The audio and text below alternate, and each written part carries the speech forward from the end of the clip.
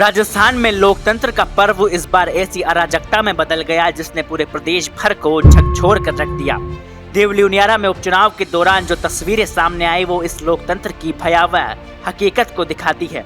यहाँ चुनाव का जुनून था, वोटों की ताकत की लड़ाई थी और इस बीच गाँव का जलता हुआ दर्द भी था। दरअसल देवली उनियारा में समरावता गांव के निवासियों ने मतदान को बहिष्कार करने का बड़ा फैसला लिया।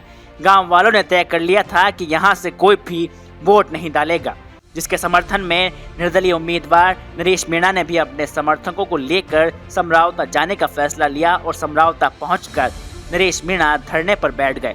लेकिन इन सब के बीच जागरूक मतदाताओं में से कुछ ने मतदान करने की कोशिश की और उस बहस के बीच एक चिंगारी ने एक ऐसी आग लगा दी कि शांत समरावता गांव युद्ध के मैदान में तब्दील हो गया। नरेश मीणा जैसे ही मौके पर पहुंचे तो बात इतनी बिगड़ चुकी थी कि एसडीएम अमित चौधरी को नरेश मीणा ने चाटा चढ़ डाला। गिरफ्तार करो।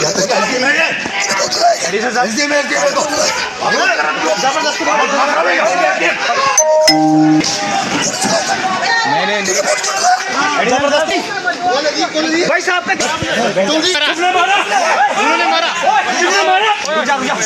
पुलिस ने माहौल को काबू करने के लिए पूरी कोशिश की, लेकिन तभी लाठीचार्ज, आंसू गैस के गोले और जलती हुई गाड़ियां।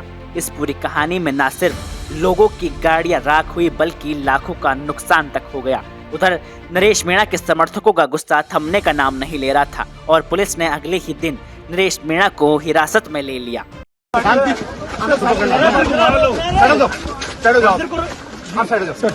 क्या सरेंडर किया है?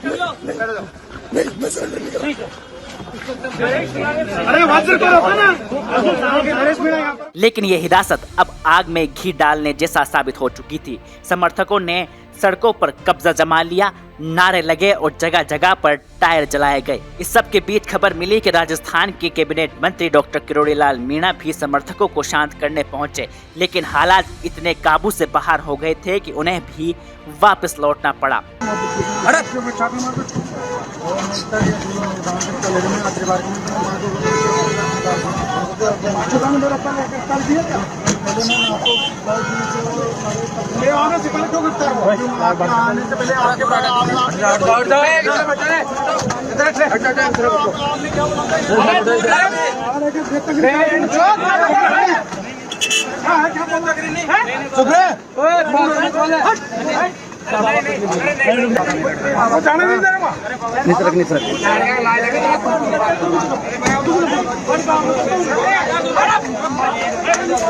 और तो और रिपोर्टिंग के दौरान दो पत्रकारों से मारपीट भी की, जिन्हें तत्काल अस्पताल भी डॉक्टर किरोड़ीलाल मीणा ने पहुंचाया।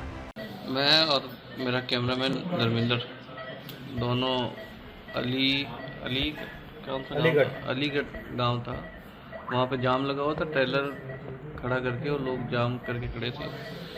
हम लोग वहाँ गए, हमारा लाइव भी ऑन था उस टाइम क्योंकि जाम लगा हुआ था और सामने किरोड़ीलाल मीणा बोल रहे थे, लोगों को संबोधित कर रहे थे।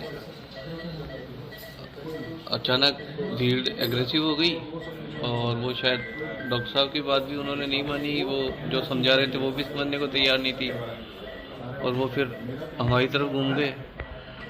मैं थोड़ा सा पीछे हुआ, मेरे कैमरामैन को उन्होंने घेर लिया, बुरी तरह उसको मारा, तो मैं भी उसको बचाने गया पीछे, तो उन लोगों ने मेरे को भी नीचे गिरा के मारा क्योंकि 200-300 लोग थे वहाँ पे।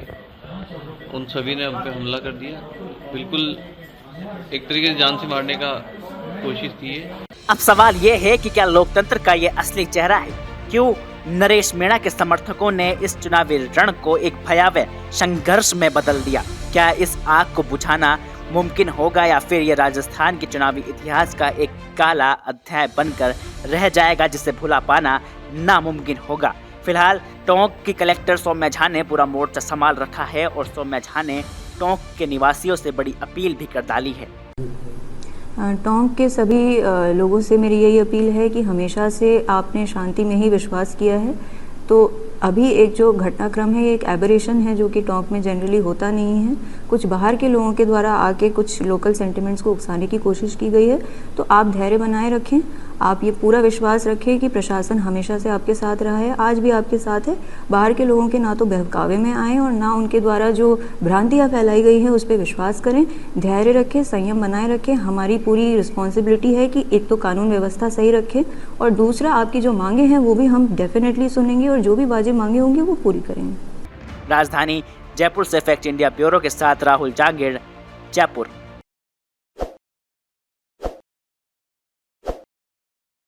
ताज़ा खबरों के लिए विजिट करें द फैक्ट इंडिया की वेबसाइट और डाउनलोड करें द फैक्ट इंडिया ऐप।